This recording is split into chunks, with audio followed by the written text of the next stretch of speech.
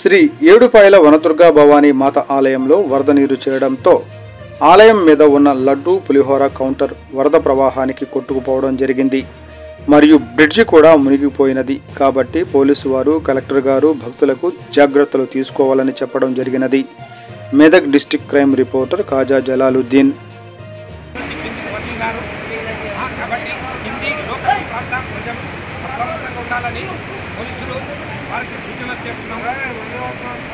కాబట్టి ఈ విపరీతమైన వరద ఉధృతి నుండి అందరూ ప్రజలు జాగ్రత్తగా ఉండాలని అంటే స్థానికంగా పోలీస్ డిపార్ట్మెంట్ ఏ విధంగా సహాయ సహకారం ఉన్నాయి అసలు ఇప్పటికీ? ప్రజలు కూడా అక్కడ జాగ్రత్తగా ఉండాలని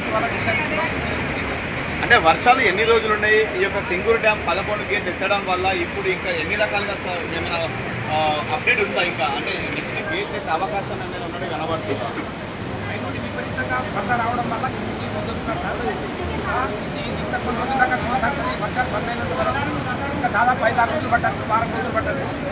ఆ వరద తగ్గితేనే వర్షాలు తగ్గితేనే కానీ మనం ఈ వరద ఉధృతి తగ్గడానికి ఈ పరమలు కొట్టడం తగ్గడానికి అవకాశం ఉంది సార్. చరిత్రలోనే నిలిచిపోయే రేంజ్లో ప్రతి సంవత్సరం కూడా వర్షాకాలాన్ని దృష్టిలో పెట్టుకుంటే కేవలం గంగమ్మ అమ్మవారు ఈ యొక్క దుర్గమాత పాదాలు కడుక్కుంటూ కేవలం వారం నుంచో లేకపోతే 10 రోజుల్లో ఈ యొక్క ప్రవహించేటువంటి సందర్భం మనం తెలిసిన విషయము.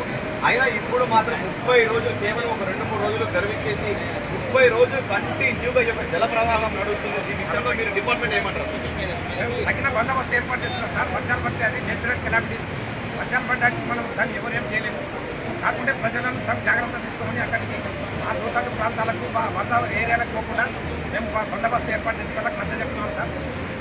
కాబట్టి అన్నమాట చూసుకున్నట్లయితే ప్రస్తుతానికి అందరూ కూడా పోలీస్ డిపార్ట్మెంట్ తెలిపే సమాచారం ఏంటంటే స్థానికంగా ఉన్నటువంటి లోతట్టు ప్రాంత ప్రజలందరూ కూడా అప్రమత్తంగా ఉండాలని చెప్పేసి, దానితో పాటు ఎక్కడ కూడా అవాంఛనీయ సంఘటనలు ఎదుర్కోకుండా ఉన్నటువంటి మెదక్ టీం మొత్తం పోలీస్ డిపార్ట్మెంట్ కానీ రెవెన్యూ డిపార్ట్మెంట్ అందరూ కూడా పనిచేస్తున్నామని చెప్పేసి, అదేవిధంగా అవసరమైతే తప్ప ప్రజలు బయటకు రావద్దు అని చెప్పేసి ప్రజలందరి కోసం పోలీసు వాళ్ళని సహకరిస్తూ పోలీస్కి ప్రజలందరూ సహకరించాలని చెప్పేసి ఈ యొక్క భారీ గేట్లు ఏర్పాటు చేసినప్పటికీ సింగూరులో 11 నుంచి 12 గేట్లు ఎత్తినప్పటికీ మరొక 3 నుంచి 4 గేట్లు అంటే రానున్న 2 రోజులలో మరొక అల్పపీడనం ఉందని చెప్పేసి మనకు వాతావరణ శాఖ తెలిసినప్పటికీ మరొక్కసారి కూడా ఉధృతమైనటువంటి వాతావరణం ఏర్పడుతున్నటువంటి సందర్భంలో మనం తెలుసుకున్నటువంటి సందర్భం ఏర్పడుతుంది. దీనితో పాటు మెదక్ పరిసర ప్రాంత పాపన్నపేట కానీ, చౌడిపల్లి కానీ, కొల్చారం ప్రజలందరూ కూడా ఎక్కడికక్కడ మత్స్యకారులు కానీ, పశువులకు వెళ్ళేటటువంటి రైతులందరూ కూడా అప్రమత్తంగా ఉండాలని, అవసరమైతే తప్ప బయటకు రాకూడదని చెప్పేసి పోలీస్ డిపార్ట్మెంట్ మనకు తెలపడం జరుగుతుంది.